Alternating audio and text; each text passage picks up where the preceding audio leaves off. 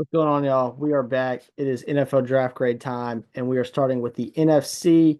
If you've never been around here before, so the past, I think, 2 or 3 years now, I've done these grades, and I've said I think the first year I did, I was gonna do by division, and then I ended up doing like one division, and that was it. The year after that, I did NFC only, and then last year I did NFC only as well, and never got around to the AFC on either one of those. But we are here again and I have every single pick graded. So we will be dropping the NFC draft grades, which is what this is right now. Tomorrow, Monday, April 28th, about 1 p.m. probably. And then we'll drop the AFC later in the week, maybe on Tuesday, maybe Wednesday. I'm not sure yet on that, but I'm going to record that right after this one. So if you feel like this is a little rushed, maybe, I watched that Franchise Guys video earlier where it was an hour and it was AFC North only. This might be a little more rushed. I will say, disclaimer at the beginning here, I did not get around to as many players this year as I usually do. It's due to me being more busy. I got other things going on in life, work, coaching baseball now, whatever, right? Um, like real life things that, I don't make money off of this, right? I have 120 subscribers. Okay. I do this for fun, right? So yeah. Um, Let me see if I know you can't see it for y'all at all. There we go. Um it was in my way oh sorry, did not mean to do that. It was in my way like the Zoom meeting controls. I couldn't see all the screen. But yeah, man, I like throwing some pictures for y'all, mainly the picks that I like the most for these teams. But yeah, man, let's get into it. We're starting the NFC South. It is the Carolina Panthers. Round one, pick eight. They took Tedero McMillan, the wide receiver out of Arizona. I gave this an A. I thought this was a really good pick. If you go back, and I've mentioned this in both my live streams that I think I had this week. Um, after night one, talk about the Tedero McMillan pick, and then after night two, talking about the Nick Scourton and Princey Emmanuelin pick. Um, yeah, man. I talked about this in my video on Monday. My last, what would I do mock draft before my predictive one on draft day the other day. I took Tet McMillan at 8. I found myself with Tet McMillan on the board at 8, and I was like, man, you know what? This makes so much sense for the Panthers. And I have some friends that are Panthers fans that are like, I don't really like this pick. I wanted a defensive player. That's cool. Look how many defensive players you got now. This is exactly what I said. If Tet McMillan's on the board at 8, you take him, right? You have to. You buy into Bryce Young, like you already have bought so much in. You buy in even more, right? You give him another weapon. You give him a potential blue chip receiving prospect in this draft. He was in a tier of his own, right? It was him, it was Tedero McMillan, and then it was the guys like Emeka Ibuka, Matthew Golden, Luther Burden, right? Jaden Higgins, okay? Easy pick for them. That's why I give it an A. It's such a good pick for them. Then you buy into defense in the rest of the draft, like they did. Round two, pick 51. I think they kind of got a steal here. And Nick Scourton, the edge rusher out of Texas A&M. I gave this an A minus. And I know, I might sit here and say like a fifth round pick or something. I was like, oh man, this is a steal, and it might be a C plus or like a B minus. It's just because, yeah, it might be a steal because I had a you know, early day three grade on this guy, and the team got him in the later fifth round or in the sixth round, right? And so it's a steal, in my opinion, but it's still kind of a lower grade because, yeah, the prospect still isn't amazing, right? It's not a potential first rounder. Nick Scourton, however, though, this is a guy that I saw mocked in a lot of first rounds. I had him in my first rounds at some point. This was an he was a early day two guy for me. I will say that. I don't potentially I said sneaky late first, early day two guy. So to get him at pick 51, which is, 20 picks in, I think it's the 19th, yeah, 19th pick in the second round, that's really good value. Really good value. And then to end out day two on their second pick of the day, round three, pick 77, they went with another edge rusher. Princely Emmanuelin, I think is how you say it. Emmanuelin, out of Ole Miss. I gave this a B minus, really kind of more of a B now that I'm thinking about it. Really good pick for them. Two solid edge rushers, both that had early day two hype in a lot of draft analysts' rankings. Some even fitting into the first rounds in some, mainly Scourton there, but I think I even saw Uman Mielen in some first rounds at some point, right? Really good two picks from them on day two. Day four, I mean, sorry, day three, round four, pick 114. They started it out with Trevor Etienne, the running back out of Georgia. I give this a D plus. Prospect, not too bad. I had him lower, maybe like a round five ish guy. Um, but I just didn't see the need at all, right? You just bought in so much into Chuba Hubbard, giving him a contract extension. You went and you signed Rico Dowdle in free agency. You used your second round pick on Jonathan Brooks last year, who I know had an injury history going into it. Was it the second round pick? Maybe it was the third round pick. Had an injury history going into it, but then tears his ACL again. And it's like, man, like, there's definitely some questions to be raised there about Jonathan Brooks. But man, you bought in so much into that running back room, in my opinion. I just didn't really see the need, especially when there were so many like valuable defensive players still on the board there at the time. Um, then they got Lathan Ransom, the safety out of Ohio State. Um, I didn't mind this pick that much. I kind of liked the prospect. I gave it a B minus. There was some people that didn't like him, and really didn't see this, being a thing that early. I didn't mind it though that much. I kind of had a mid day three or mid to early day three grade on him, so I didn't mind it that much at pick 122. Round five, pick 140, they took Cam Jackson, interior defense lineman out of Florida. I had no grade on this, and this is another thing I meant to mention, missed mentioning. There we go. At the beginning of this is things I do on this channel when I don't get to watch somebody. I just give a no grade because I feel I would rather sit here and say, hey, I don't know what I'm talking about when it comes to Cam Jackson. Rather sit here and be like, oh man, I kind of like this prospect. Nah, you know what I mean. So I gave it a no grade, and you're gonna see a lot of no grades throughout these two draft grade videos because, like I said at the beginning, I missed watching a bunch of guys this year because I was more busy, right? Round five, pick 163. They took Mitchell Evans, tight end out of Notre Dame, decently athletic, decent run blocker as well. I didn't mind this too much, just kind of adding him into that tight end room with a other former Notre Dame tight end and Tommy Tremble. They also took Jadavian Sanders. I think it was in the fourth round last year out of Texas, and I kind of liked him as a prospect. So, I mean, not a bad addition to that room. And then round six, pick 208, they went and took Jimmy Horn Jr., wide receiver out of Colorado. I give this a C plus as well. Prospect wise, not too bad. Also, I felt like this was decent value as I had him kind of in that fifth round range. So to get him in the sixth round, later sixth round at that too, that was pretty good value. Some key UDFAs I put in here for them. Jacoby George, wide receiver out of Miami. I think their wide receiver room is rather weak going into the draft. So to get, Jimmy Horn, Ted Roman, and then a guy that had production in college in Jacoby George, I didn't mind this at all. Ryan Fitzgerald, a kicker out of Florida State. I know that's weird. He had decent production at Florida State over the years. And their kicker right now is slated to be Matthew Wright, who's bounced around at NFL teams over the past 3 years and really hasn't been great in his time. So that's why I put this one in here because I thought it was interesting. Then I also put Mushi Muhammad.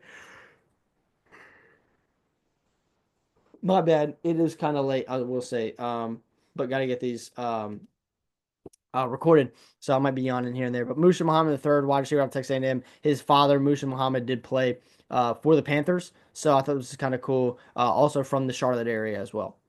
Moving on to Tampa Bay Buccaneers.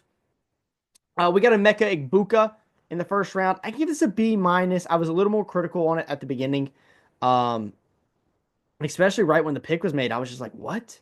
Like what? That didn't make any sense to me." The more I thought about it, kind of makes more sense. I give it a B minus. Um, I like his fit in the room with Godwin, Evans, and McMillan. I think there's really honestly potential that he might, you know, be more of a factor over Jalen McMillan when it comes to it. Round two, pick 53, Benjamin Morrison. I gave this a B. This could be easily be a pick that ends up being an A. This is one of the biggest spectacles in the draft. Benjamin Morrison on tape when he was healthy in college, a first round talent for sure. Like a top 20, 25 player in this draft, probably. But big injury concerns here. And that's kind of why, he ends up on the board at pick 53. Round three, pick 84, just hammering this cornerback room that did need some help. Took Jacob Parrish, cornerback out of Kansas State, kind of a smaller slot corner guy. I gave this a C plus, mainly because Prospect wise, this is about the range I had him going. So I felt like it was good value. Prospect wise, I liked him. And then also need wise, it makes sense. But the only reason I gave it a C plus instead of like a B minus or maybe a B is because they had already taken a corner with pick four, and there was more needs, I thought. And I'll get to it in a minute when I get down, through the rest of their picks. But yeah, round four. Oh my gosh. Sorry, guys. Round four, pick 121, David Walker, edge rusher out of Central Arkansas. It was a C plus, maybe more like a C. Didn't think value wise this was bad. Edge, edge need wise, it was there for sure. And you see that they really hammered it. Took two corners in a row, which is neat. Took two edge players in a row, which was a need. Um, but yeah, I just gave it a C plus. Prospect wise, I kind of like the prospect. I think he's got a chance, to be good. But yeah, man, I really, I'll go ahead and talk about this now. I was going to talk about after the Elijah Roberts pick, but I really, really saw a need for a linebacker for this team. And there was linebackers on the board at 84, at 121, at 157 that they could have taken that I would have been like, yeah, oh wow, that was a good pick. And it would have got like a B minus for me. So that's kind of why I like the lower grades on those two picks. Round five, pick 157. Like I said, Elijah Roberts, edge rusher at SMU. I did give this a C. Again, there's because just the need, man, the need of a linebacker, I thought, or maybe even like a safety, just to add to that defense, get some depth at least there, right? Um, yeah, man. I just gave it a C because, I, I don't know. I just didn't. I don't know, man. They should have took a linebacker. And then round seven, pick 235, Tez Johnson, wide receiver, Oregon. I like Tez Johnson as a prospect. I didn't think the value was bad, but I had to give it a D plus because there's a lot of question marks with Tez Johnson when it comes to size playing in the National Football League, but also because you had already taken Emeka Ibuka and you really didn't need another wide receiver, man. I'm gonna be honest with you. That's the only reason I gave it a D plus. UDFA's, they went and got Jake Majors, the center out of Texas. I actually really like this one. This is one of like my favorite UDFA signings. This was a guy that I had like a fifth, sixth round grade on, and you get him UDFA, at least get depth there on that offensive line. I didn't mind that at all. And then they took the the big man himself, Desmond Watson, the IDL out of Florida. I thought that was interesting, keeping him close to home. And yeah, man. If there's a guy that Desmond Watson could really learn from, it's probably good. It's probably Vita Vea, so that makes sense. I had this on there at first and I had to take it off. I also like their Garrett Green signing low key. Um, they got Kyle Trask and oh my gosh, I think Michael Pratt in their quarterback room, which I don't mind those two guys as backups to Baker Mayfield. But Garrett Green is literally, and I talked to one of my friends about this. Garrett Green is literally like Baker Mayfield, like prototype, and and just a little like worse, obviously. But they actually signed him to be a wide receiver. He was the quarterback at West Virginia. If you don't know who he is, so yeah, that's why he's not on here now. New Orleans Saints, UDFA wise, before we even get down there, really nobody there that they had that they brought in. Draft wise, round one, pick nine, they took Kelvin Banks Jr. offensive tackle out of Texas, grade B plus. Like the prospect, the need was there. You already declined Trevor Penning's fifth year option. So, you're kind of sitting there saying, hey, we're not bringing you back, right? And he has been kind of bad for them. I'm not going to lie. So, I mean, yeah, I see this 100% why they did that. Round two, pick 40, shocked the world. Took Tyler Shuck out of Louisville, the quarterback out of Louisville. He was QB3 off the board, and it really shocked a lot of people. I see why they did it. They were supposedly high on him, and I will never knock a team down necessarily for getting their guy. And if this was their guy, supposedly they were really high on Jackson Dart and Tyler Shuck, and obviously Jackson Dart's off the board at this point. So um, didn't really surprise me too much. I give it a C plus. This is a tough thing to say, but it's because I don't necessarily trust the Saints to develop a quarterback, and that's weird to say because they had Drew Brees for 15, 20 years. But like since Drew Brees, like Jake Hayner, not good. Now he wasn't the biggest prospect anyways. Spencer Rattler, not the biggest prospect at the time of the draft, at least.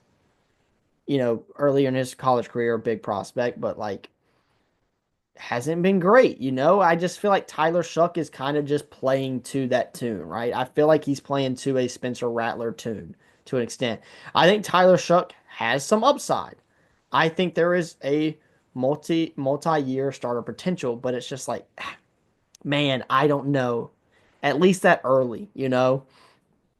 Round three, pick 71. This is one of my favorite pick of the draft for them, low key, besides Kelvin Banks. Well, Devin Neal as well. But they get Vernon Broughton IDL out of Texas. Man, I gave this a B. Need was 100% there, but Vernon Broughton was a guy when I was watching Alfred Collins that just stood out to me because he was like almost one upping Alfred Collins at one point. In one game, I can't remember what game it was I was watching them in, but he was like almost one upping Alfred Collins. Like the whole like it's like Alfred Collins will do something, Vernon Broughton next play, bang. I was just like, man, I remember watching that game and being like, who is this number 45? And I remember getting onto PFF like the next day or maybe the same day and running a mock, I think like maybe on the phone with one of my friends and thinking, I wonder if this guy, because I looked him up and he was a senior and I was like, oh, so he's probably going to the draft. And I remember like looking him up and I'm like, where's this guy at in the PFF simulator? Why is he not in here? Why is he not in here? And then finally he like popped up in there one day and he was ranked kind of high and I was like, man, I felt kind of good because I was like, I was on this guy before other people were, and that feels cool. That was a really good pick by them. Round three, pick 93. They took Jonas Sanker, a safety out of Virginia. I gave this a C minus. Thought it was early. Thought there was better safeties on the board for sure at the point. Um, yeah, man. Yeah, not the greatest pick from the Saints there. Round four, pick 112. They took Danny Stutzman, linebacker at Oklahoma. Gave this a C plus, decent prospect, high motor. Kind of like a field general at that linebacker position. I think he could learn his. Wait, hold on. Is he still there? I was gonna say I feel like he like retired, but I feel like he's definitely also still there. And I feel like there's no in between.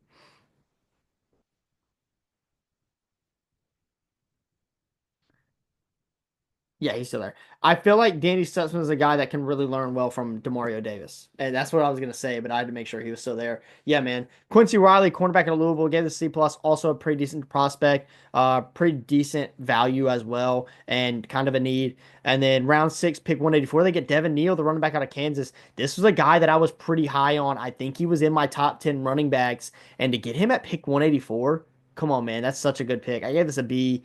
Round seven, pick 248. And also Devin Neal, like he's a guy that can learn from Alvin Kamara. And I know that I think they took Kendre Miller in the third round a year or two ago. And, didn't really, maybe didn't necessarily need to take a running back, but I think Devin Neal definitely has more upside. I think he has a higher ceiling in the league than Kendre Miller does, but I think he also definitely has a lower floor. Um, round seven, pick 284. They took Molokai. I'm not sure how you say it. Molokai Matavayo, the tight end out of UCLA, gave this a no grade. Round seven, pick 254. Fadil Diggs, edge rusher out of Syracuse, also no grade. Both these are no grades due to the fact that these are two guys I didn't get around to watching. UDFAs, they did sign Marcus Yarns, a running back, but I just didn't really see the needs. So that's why I didn't put it in there. But I don't think it's necessarily, I think it's a decent like prospect signing. Atlanta Falcons, man, the Atlanta Falcons have got to be up there when you're talking about winners of this draft process. Round pick 15, took Jalen Walker, edge rusher out of Georgia, gave this an A. Huge get for them. Huge get. Um, Keeping them close to home and very much a need for the Falcons. Then at pick 26 in the first round, they traded back into the first round, traded pick 46, trade their 2026 first. They're like, hey, we're going all in on these edge rushers that we so desperately needed for 3 years now. Edge rusher James Pierce Jr. out of Tennessee also gave this an A. This is a guy that a report came out later on that it was like, hey, Atlanta was almost going to take this guy at 15 and he was still on the board. They had to come back up and get him. That's something I will never knock. Never knock. Now, I will say, I just realized I'm pretty sure that was pick 92 that they took Xavier Watts at. No, sorry, 96 it says right here. Not 32. I don't know how 32 got on there. It must have been pick 32 of the round, and I accidentally put 32. But yeah, man, two guys right there. I had to give both those an A because I was high on both those guys. And to get both of them when you really needed a pass rusher and you got two, wow. Okay, Falcons. Round three, pick 96, not pick 32. They get Xavier Watts, safety out of Notre Dame. I give this a B plus. Um, a guy that can really learn from Jesse Bates. That's for sure. When you got a top two safety in the league in your safety room and you go get a guy that a lot of people were high on. Like, I'm talking about, like, I think I had him as a mid second round grade. And some people like early second round grade. Man, that's a really good value pick there, 100%. Round four, pick 118. They went safety again in Billy Bowman Jr. He's more of a box guy, nickel roll from Oklahoma. I give this a C plus just because they had just went two safeties in a row, and I felt like there's other positions of need. But yeah, man, I mean, I'm not gonna knock it too much because I kind of like the prospect. Round seven, pick 218. They take Jack Nelson, an offensive tackle out of Wisconsin. I give this a C. Just a depth guy, obviously, and seventh round offensive tackle depth guy. That's why I just kind of give it a C because you can never really have too much depth on your offensive line. UDFAs, man, they killed it here too. I just realized I didn't put a second parentheses out of Nick Nash. I did all these UDFAs late last night, like 1 o'clock in the morning. So if there's some misspellings or something there, sorry in advance. They got Kobe Bryant, who I had a fourth round grade on. Insane. UDFA, cornerback out of Kansas. They get Nick Nash, wide receiver out of San Jose State, who had 1,300 yards and 16 touchdowns last year. Was second place in Blitnikoff. There we go. Blitnikoff Award behind Travis Hunter. They get Joshua Simon, kind of athletic tight end from South Carolina that I had a draftable grade on at least. And then Joshua Gray and IOL out of Oregon State, who I also had a draftable grade on. Really good draft from the Falcons. Really good. Moving to the NFC North, we got the Green Bay Packers. I gave Matthew Golden an A minus. I will say the Packers. I'll get there when I get there, right? I'll get there later. Packers, interesting draft for sure. Matthew Golden, okay, right? I talked about this in my live stream the other day. I talked about both my live streams actually, because I talked about Savion Williams in the second day. You've had the injury history. Christian Watson injury history. Dontavian Wicks injury history. Romeo Doubs injury history. Jaden Reed injury history. All four of those guys have been your main four receivers. All had injury history. Also have been rather inconsistent, I would say. I think Jaden Reed and Romeo Doubs definitely the two most solid out of those two. But it's like, hey, let's go get somebody. First time since 2002 using a first round pick on a wide receiver. They get Matthew Golden. Now, I will say, I was not as high on Matthew Golden as most people. Do I think he's a bad receiver prospect? No. Do I think he's going to be as good as people are projecting him to be? No. That's why I give it an A minus. The need was there. Just thought it was kind of interesting. Round two, pick 54, they take Anthony Belton. Now, they listed him as an offensive tackle when they drafted him. I do know that there was a lot of people saying that after the Senior Bowl that there was potential that Anthony Belton ends up playing guard in the league. So interested to see what they do there. But, at least a depth piece on that offensive line that was very injured last year, if I'm not mistaken. So I give this a C. Round three, pick 87, Savion Williams, TCU. I meant to actually give this a C, I think, and Anthony Belton a C plus potentially. Wide receiver out of TCU, 6'4". Huge receiver, right? But I didn't really see the need necessarily. Round four, pick 124, they get Baron Sorrell, edge rusher out of Texas. Gave this a C plus. Didn't think it was bad. Didn't think it was a bad pick, but yeah, man, at least depth in that edge room, which I think they needed help at. Round five, pick 159, they took Colin Oliver, edge rusher out of Oklahoma State. No grades. The guy didn't get to watching. Round six, pick 198, Warren Brinson, IDL, Georgia. And also no grade. A guy didn't get around to watching. Which, funny enough, because then they signed Nazir Stackhouse, who I had a fifth to sixth round grade on, who I did watch. Round seven, pick 237, Micah Robinson, cornerback Tulane. I gave this a C. I saw some of his stuff while watching Caleb Ransall. I didn't see too much, but I saw a little bit at least. Fine. Needed depth in that corner room. So, I mean, that's really what 7th round picks are. depth, special teams guys, anyways. Maybe you hit on one or two of those guys. So I didn't mind that one too much. Round 7 pick 250, John Williams, a guard out of Cincinnati. No grade on that either. But UDFA's, man, they get Tyler Cooper. I had a early to mid day three grade on, like a fourth, fifth round grade on out of Minnesota. Huge pickup for them, I think, in my opinion. I think he's got a chance to be good. Nazir Stackhouse, IDL to Georgia, had like a fifth to sixth round grade on him, and same with Jamon Jumans Johnson. I had a draftable grade on him at least, I know. So I thought those were three good pickups, especially at really, offensive line depth, IDL depth, linebacker depth, right? Three really important things. Vikings, Donovan Jackson. Go back and watch the live stream. Also gave a clap for that one. Man, B plus. Needed it. Potentially going to start at left guard, which is where he was at before being moved to left tackle last year at Ohio State when Josh Simmons got hurt, where he was an animal at. Go and watch the tape of Donovan Jackson at left guard. That's why he was ranked so low, because he was ranked as an offensive tackle. This dude is a beast at guard. I really like the pick by the Vikings. Round 3, pick 102. They took Ty Felton, wide receiver out of Maryland.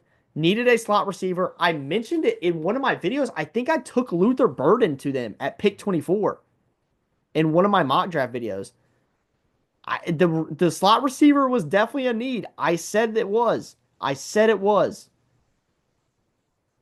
But that was not the guy I would have taken on the board at the time. That's why I gave it a C. Ty Felton, I don't necessarily mind as a prospect that much, but definitely some guys I would have taken over him. Round 5, pick 139. They took, I'm going to try to pronounce this guy's name correct. Tyron Ingram Dawkins, IDL to Georgia. Again, funny enough, didn't watch him, didn't watch Warren Brinson, but did watch Nazir Stackhouse. And those are the two that get drafted, and Nazir Stackhouse wasn't. Interesting. No grade there. Round 6, pick 201, Kobe King, linebacker, Penn State. Like this guy's motor. Did think it was a bad pickup, especially because they kind of needed depth in that linebacker room anyways, right? Round 6, pick 202, they took Gavin Bartholomew, the tight end out of Pittsburgh. Gave this a C. Kind of fits that, you know, kind of fits that mold in that tight end room low key with like Josh Oliver, T. Hockenson, stuff like guys like that. So yeah, I didn't mind it too much. Depth piece at least. I think he's a decent blocker as well. But man, UDFA's, they had some decent guys. Silas Bolden. Really, I kind of monitored this one. He was a wide receiver out of Texas. I kind of monitored this one more because of his punt return ability. Logan Brown, offensive tackle out of Kansas. I had a like fifth to sixth round grade on this guy, so I thought it was a pretty decent pickup for them. Benjamin Urosek, tight end out of Georgia. Decent receiver, pretty good blocker as well. So I had to monitor that one as well, even though they drafted Gavin Bartholomew, who I actually had Urosek over Bartholomew. So that's why it was interesting. And then Tyler Batty, edge, kind of outside linebacker out of BYU. Not too bad either. Sixth, later day 3 guy for me. So I was going to say 6th to 7th round grade on him. So yeah, that was pretty decent.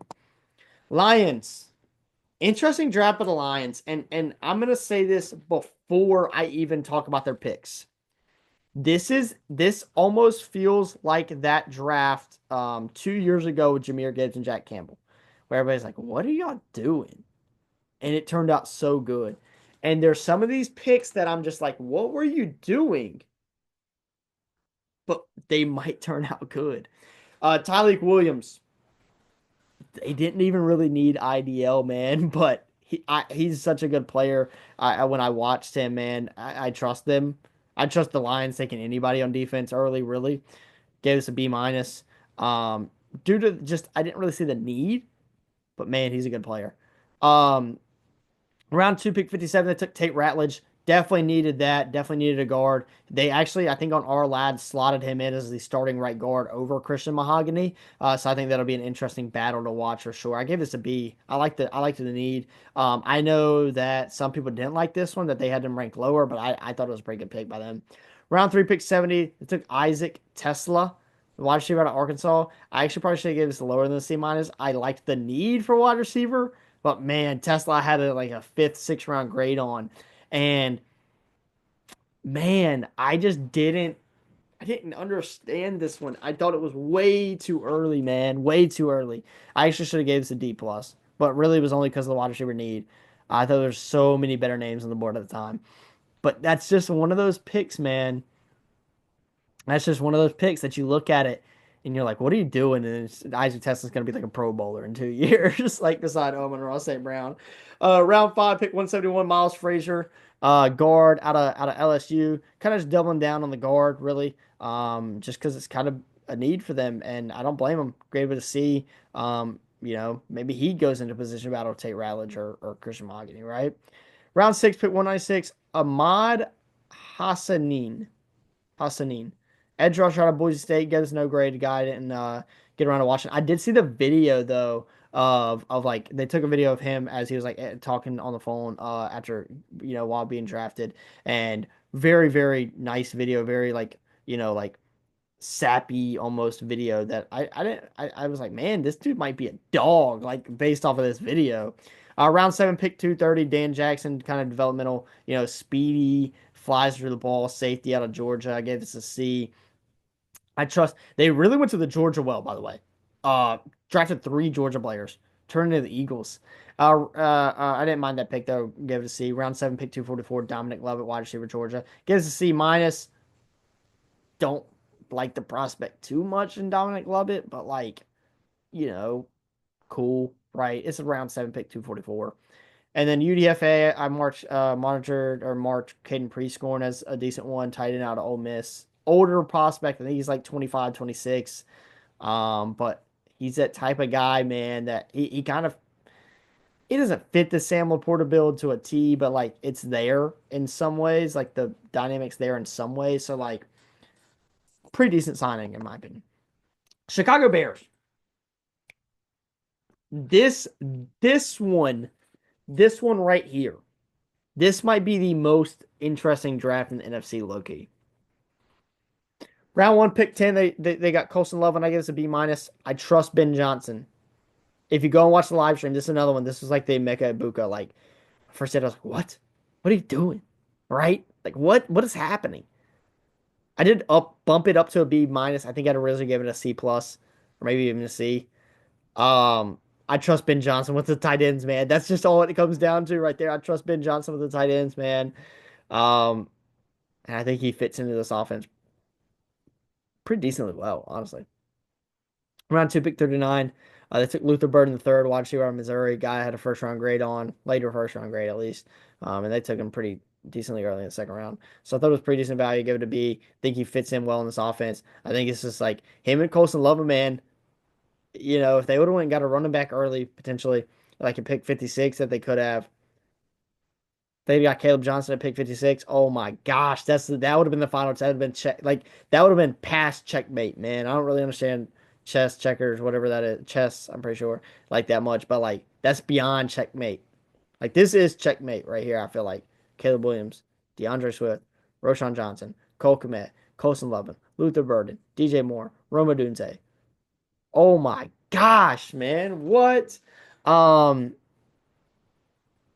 And then they went and got Kyle Monangai like late in the seventh round. It's like, what? Like that? Why does that make sense? And like he might end up getting meaningful snaps this year. Anyways, round two, pick 56, Ozzy Trapilo. At least I say it. Offense tackle, Boston College. Gets a C. Just thought there was better players on the board, honestly, at the time. Don't mind the pick, but yeah. Round two, pick 60. It took Shamar Turner, IDL to Texas A&M. Gets a C plus.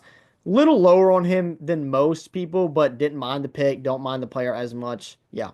Round four, pick 132. We got Ruben Hypolite, the second linebacker to Maryland. No grade. Didn't get around to watching him. Round five. This is what I thought was like their best value pick, maybe besides Luther Burden in this draft. Pick 169. They get Zod Frazier, cornerback out of UTSA. Speedy, kind of scrappy corner right. Give us a B, dude. I really like the prospect of Zod Frazier. I thought he was an early day three guy, so I thought it was a really good value, man. Honestly, like I thought it was a really good pick by them. Round six, pick 195, Luke Newman, interior offensive line out of Michigan State. I guess no grade. I can't remember if he's a guard or a center, if I'm gonna be honest with you. I think he's a guard, but yeah, didn't get around to watching him. Round seven, pick 233, Kyle Monangai. Running back Rutgers. Why did it count out like Rutgers? Rutgers. Running back Rutgers. Running back Rutgers. Gives a C plus, really low key, like a B minus now I'm thinking about it. Um, he's like I hate to say this because I saw people saying this and I hate to say this, but like he low key has a David Montgomery like build and like plays like him. So it just makes sense that Ben Johnson would go get this guy in the seventh round. I thought it was great value for him as well. Seahawks. Oh my gosh. Seahawks are up there with the Falcons, low key. They're up there with the Falcons. Uh especially their first four picks. After that, I will say it got a little less but I also thought that they had one of the best UDFAs as well. Seahawks. Pick 118 or pick one, round one, pick 118. Oh my God, why can I not talk? Round one, pick 18. They took Gray Zabel. Guy had my predicted mock, had him here multiple times for them. Such a good pickup for them. Such a good pickup. Needed a guard and a center. And who cares? He can probably play all three, and he's probably gonna be good at all three. Gave us an A minus, really kind of more like an A now I'm thinking about it. Round two, pick 38. They got Nick Eamon-Wari, who was kind of like a first round talent for a lot of people. Safety. South Carolina gave this a B plus. Round two, pick 50. They got Elijah Arroyo, tight end on Miami. Gave this a B minus. Didn't really see the need that much. Thought the value was good though. Thought the prospects pretty decent. That's why I gave it a B minus. Round three, pick 92. They take Jalen Milroe. They take Jalen Milroe at pick 92. Quarterback, Alabama. Gives B minus. I really like the fit, dude. I really like the fit. The top three spots I had Jalen Milroe for: Raiders, Jets, Seahawks, and kind of the Browns as well. Bang. He lands in one of those spots. I had Jets as one, uh um Raiders is one, Jets is two, Seahawks is three, Browns is four. So yeah, man, lands in the top three spot for me for him. Really good pickup by them. And they got oh my gosh, they're former Saints guy, um Clint Kubiak. Is it Clint Kubiak? I think it's Clint Kubiak. Clint Kubiak, right? Yeah, yeah, offensive coordinator. They have Clint Kubiak, who just did a bunch of crazy things with Taysom Hill all the time. Jalen Milroe might can do that, dude. I'm not gonna lie. Round five, pick 142. They took Riley Mills, interior defense lineman out of Notre Dame. Gave us a C. Need kind of there. Uh, you know, he had a high motor at Notre Dame, and so I didn't really mind it at all. I think he got hurt late in the year and missed some of their playoff games though. Round five, pick 166. Torrey Horton, the wide receiver of Colorado State, gave this a C. Wasn't as high on him as most, but need was there, so thought a pretty decent pick. Round five, pick 175. They took Robbie Oates. I don't know how to say it. Oates. Tight end out of Alabama. And to give this a no grade, he's a guy I didn't watch on tape. I mean, I saw him play for them, while watching Alabama throughout the year. But yeah, to give this a no grade, didn't watch any tape on him really. Not super familiar with his game, but yeah, man. Round six, pick 192, Bryce Cabledew. Interior offensive lineman out of Kansas, no grade there as well. Another guy I didn't get around to watching. There's some of these guys I wish I would have watched while watching other guys. Like I wish I would have watched him while watching Logan Brown, right? I wish I would have watched Warren Brinson and Tyron Ingram's Dawkins Ingram, whatever his name was, while watching Nazir Stackhouse and Michael Williams and Jalen Walker and that whole entire defense. Yeah, man. Round seven, pick 223, sorry. Damian Martinez, running back out of Miami. This is a guy that like people were like mocking him early, late round three, early day three, round four, right? I gave this a C. I didn't really see the need, and I know that Kenneth Walker has had an injury history over the past few years. So maybe it's not that bad of a pick. But yeah, thought the value was pretty good though. Round seven, pick 234. They took Mason Richmond, offensive tackle to Iowa. No grade there. Didn't get around him. Round seven, pick 238. Ricky White the third, wide receiver at UNLV, gives a C minus. Didn't really like the prospect. That's all it was really. UDFA's though. They got a guy had a mid day three, like a around five ish grade on Isaiah Alexander, cornerback out of LSU. I got Jared Ivey, edge rusher out of Ole Miss, who I liked pretty well. I heard there was a lot of like injury history there, though, injury concerns that's why he ended up dropping so far. I mean, PFF had him ranked like in the top 70 in their big board. So yeah. And then Thor Griffith, a guy that if you watch my mock drafts, especially my 7 round mock drafts for sure, this is a guy that I did not mind like the Steelers or somebody taking, or anybody that needed an IDL need late, like in the 6th or 7th round. Really good production at Louisville last year. Look into them. I don't mind that one at all. I thought they had a really good draft. 49ers, round one, pick 11. And sorry, we are in the NFC West now. I didn't even say that when we got to the Seahawks. San Francisco 49ers, we got round one, pick 11. Michael Williams gets a B plus. Edge need kind of there. Like the prospect. Definitely good to go learn from Joey Bosa. That's for sure. Nick Bosa. What? Why did I say Joey Bosa? Round two, pick 43. We got Alfred Collins, ID out of Texas, A minus. Y'all know I loved Alfred Collins throughout this whole process, man.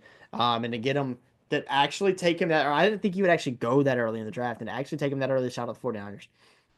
Round three, pick 75, took Nick Martin, linebacker, Oklahoma State. No grade there. Didn't get around to watching them. Round three, pick 100, Upton Stout, cornerback, Western Kentucky. Smaller player, but I think this is like one of the best situations for him to go to here. Maybe the Ravens or Lions, man. Scrappy player, man. Give us a C plus.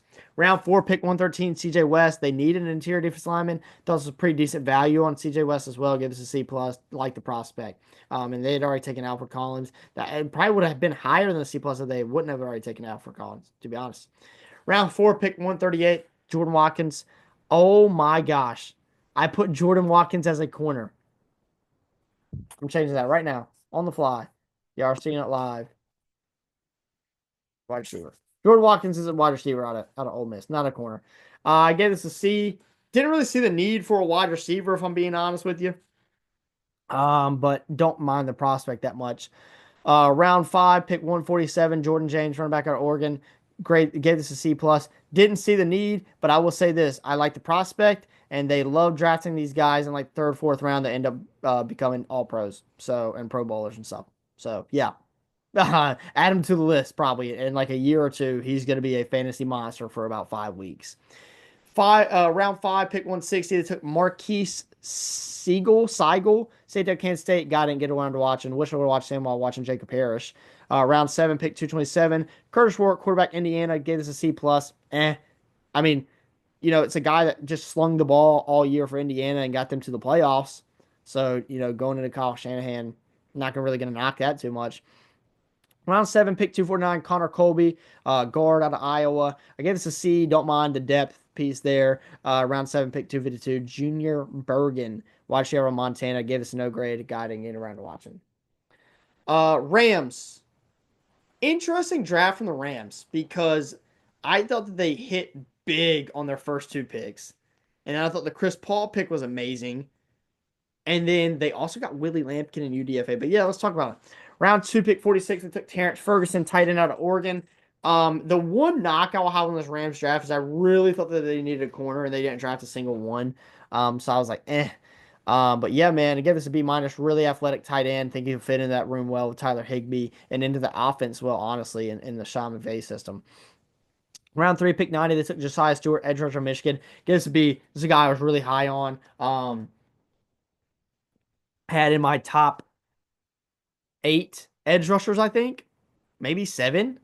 Huh. Abdul, Jalen Walker. This is not in order, by the way. Abdul, Jalen Walker, Michael, Mike Green. Oh my gosh. Scourton. Definitely forgetting somebody here. Yeah, man. I don't know though. I think he was up there. He was definitely in the top 10. This is a guy really like watching him on tape, like, whoa, what the who is this guy? I remember watching Mason Graham and being like, who is this guy? And it was Josiah Stewart. Man, dude, he's a monster. He's a beast. And they've hit past 2 years on edge rushers and IDLs, so I believe that they can do it again. Round four, pick 117, Jarquez Hunter. Did not like this one. I gave this a D plus. Don't mind the prospect. Thought it was a little early for him. Definitely thought there was better running back prospects on the board than him, and I didn't see the need for a running back either. Just didn't really like this one. This is probably like one of the worst picks of the draft for me, in my opinion, honestly. Round five, pick 148, Ty Hamilton, interior defensive lineman, Ohio State, give us a C minus. Didn't like the prospect that much. Again, thought it was kind of early. The need, yeah, kind of there, but man, I really wish they would have went corner with one of those two picks right there. And then round five, pick 172, Chris Paul Jr., linebacker at Ole Miss. That was a great pick. That was a great value. Give us a B minus. Need pretty decently there as well. Round seven, pick 242, they took Konata Monkfield. I guess I say it. Wide receiver out Pittsburgh, gives us no grade. The guy didn't get around to watching. And then UDFA Willie Lampkin. Dude, Willie Lampkin, this is one of my favorite UDFA signings right here. Willie Lampkin, I had like a fourth to fifth round grade on, and to get him at UDFA, mm. Willie Lampkin went to North Carolina. He was a Coastal Carolina transfer. Arizona Cardinals really hit on their first two picks. Their next two picks after that, and then the last three, Um, Walter Nolan, pick 116, or sorry, pick 16, round one. IDL to Ole Miss, a guy that I mocked to them a lot. Really like the pick, A minus. Round two, pick 47, Will Johnson out of Michigan. Let me talk about this real quick. If Will Johnson ends up being what he could be, and the injury history is not a factor, this is the biggest steal in the draft, and it will not be close, probably. I had to give it an A minus due to the injury concerns, but Will Johnson is like a top 15 player in this draft, in my opinion. And to get him at pick 47, even with the injury history, wow, what a pick by the Cardinals, especially when they need a corner. Round three, pick 78, Jordan Burch, edge rush out of Oregon, kind of athletic edge rush out of Oregon. Gave this a C plus. Didn't mind the pick. Their edge rusher room is a little better than some of their other rooms on the defense. So that's why I kind of gave it a C plus. Probably would have been more like a B minus if they needed an edge rusher.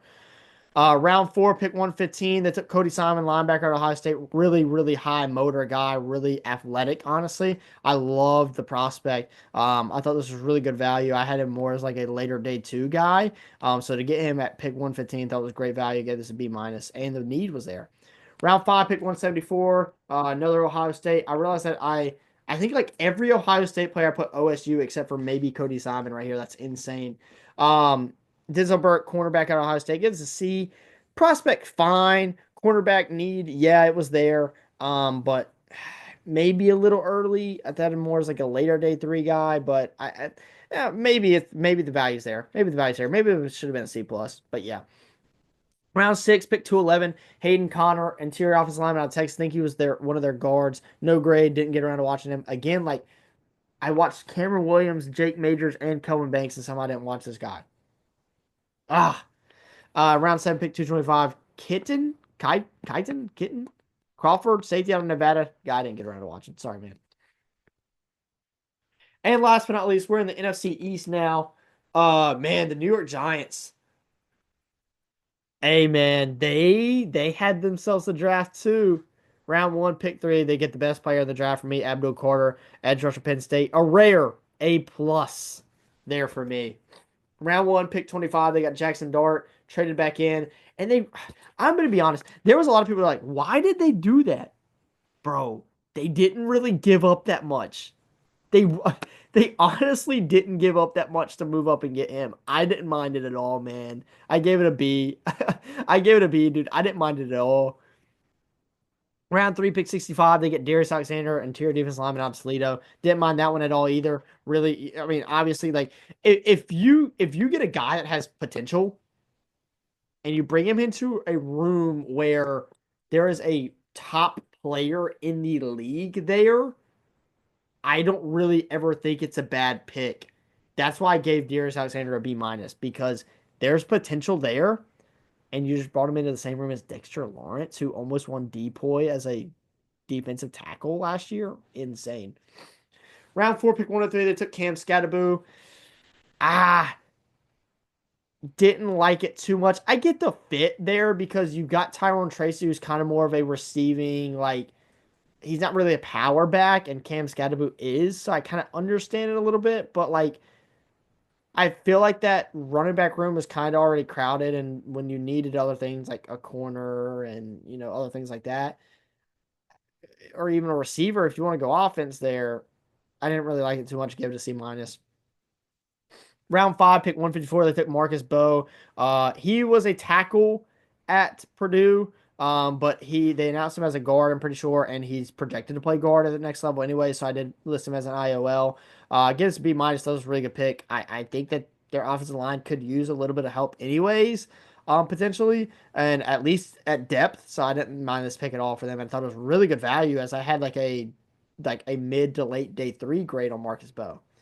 Round seven, pick 219. They took Thomas Fadone, the second tight end out of Nebraska. And round seven, pick 246, they took Corey Black, cornerback out of Oklahoma State.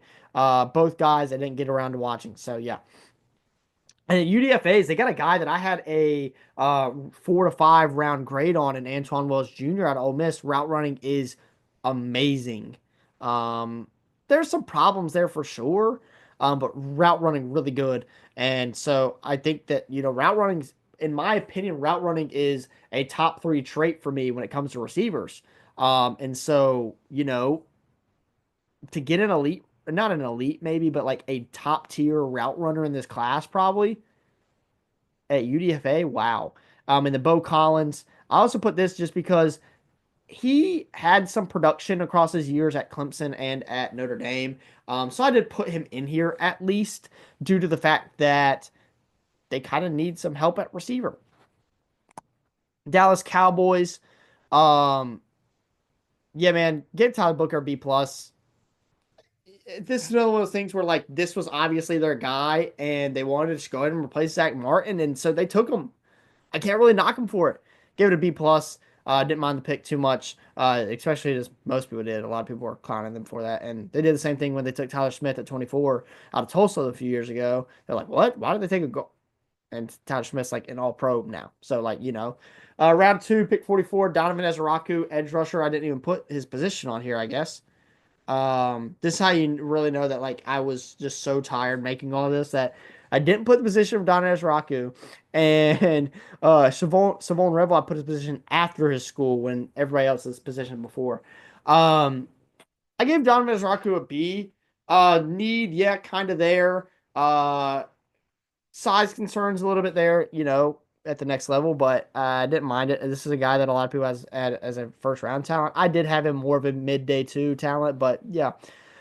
Simone Revel, he has an A minus. Need was kind of there. And it's another guy that was really good before an injury, and so if he goes back to what he was, he hits that ceiling. He's an early day two talent, and is what I had him as late day one, early day two talent. No, obviously injury free. Round five, pick 149. They took Jaden Blue, running back out of Texas. I give this a C. You lost Rico Dowdle, and you go and you get Javonte Williams and Miles Sanders. And I know it's like, hey, Javonte Williams, Miles Sanders, who cares, right? It's at least two like serviceable running backs, in my opinion. So, I thought those first three picks were really good, anyways. But like, Jaden Blue is just like to me, and it feels like one of those like, hey, we want to take the Texas guy because we're the Cowboys, right? So I just gave it a C. Shamar James, linebacker of Florida, pick 152. I gave this a no grade. Didn't get around to watching him. Round six, pick 204. Johnny Cornelius, offensive tackle, Oregon. I gave this a C plus. Like the prospect, thought the value was pretty good. I had him as kind of like a round five guy, so I didn't mind that one at all. Round seven, pick 217, Jay Toya, interior defense lineman UCLA. Guy didn't get around to watching, no grade. Round seven, pick 239, Phil Maffa, running back out of Clemson.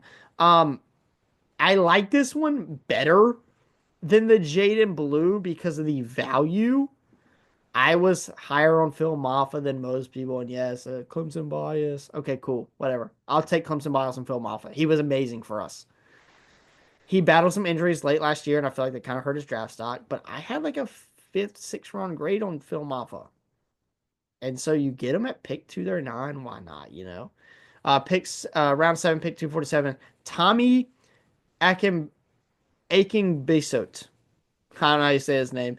Interior defense line, Maryland, gave us no grade. And then they got Trayshawn Holden out of Oregon, UDFA. the thing is in my way. Did I have anybody else? Oh, Elijah Clark, safety out of Syracuse as well. Sorry, the Zoom panel was in my way, so I couldn't even see his name. I wanted to make sure there was nobody else down there. Those are two decent UDFA signings. And we got the Eagles and the Commanders to finish it out here. um, yeah, man, Eagles. How do they get away with it every year? How? They get Jahad Campbell, linebacker out of Alabama. I gave this an A. This is a guy that has a top 15 player of the draft, and you put him on the best team in the league, who's coming off a Super Bowl win, who just had an All-Pro linebacker, who in Zach Bond, who just had another really good breakout year in Kobe Dean, who did get hurt late in the year, so he's probably gonna be out for a little while. But yeah, man. Oh my gosh, how do they keep on getting away with it? Round two, pick 64. They took Andrew McCuba, safety out of Texas, Clemson transfer. Yeah, it's an A minus. That was pretty good value there for sure. And to add him to that defense, man, like what? Insane. Round four, pick 111. Took Ty Robinson, charity defensive lineman out of Nebraska. I know there's some people that were kind of high on him. Eh. He was that's why I gave it a C. But they did lose Milton Williams, and I think another guy that was in that interior defense line room as well. So to add somebody in there at least as a depth piece, not too bad, especially with the guys that he can learn from in there. Round five, pick 145, they took Mac McWilliams, cornerback out of UCF. I gave this a C. Again, depth piece in that corner room that they needed. So I didn't mind it at all. Round five, pick 161, they took Smile Munson Jr., linebacker out of Georgia. I gave this a B minus because first off, they take so many Georgia players and they always end up good.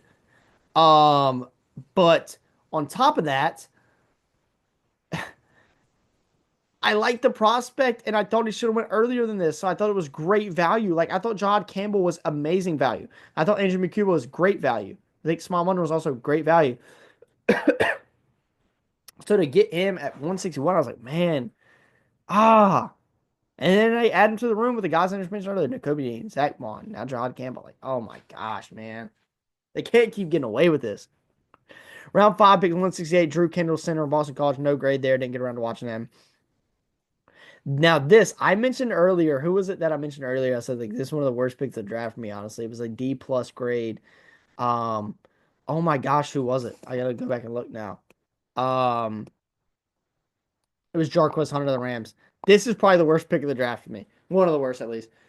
Kyle McCord? Why did the Eagles take him? You already have Jalen Hurts, obviously.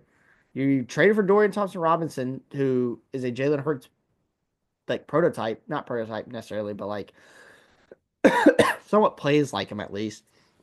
And you also have Tanner McKee, who is kind of Kyle McCord almost. It's like it didn't really make sense to me. So I gave it a D. Round six, pick 191, Miles Hinton, offensive tackle out of Michigan, no grade. Didn't get around to watching him. Round six, pick 207, Cameron Williams, offensive tackle, Texas, grade C plus. This is the best situation for Cameron Williams. This is a guy that like early in the draft process, like he was getting first round like shout outs and like early round two shout outs, and he ends up at 207. Tape wasn't great. Should have stayed at school, probably. But man, like,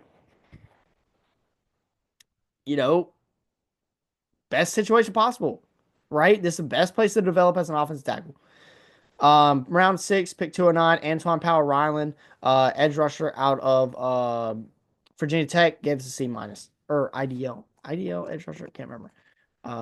Let's see. I can't see because of the Zoom thing. Edge rusher, that's what I thought. And ESP was his interior defensive lineman. He went to the Ravens. And then last but not least, let's finish out the NFC, man. This has been a while, and yeah, but sorry for that. But yeah, we've got to talk about these picks. Washington Commanders.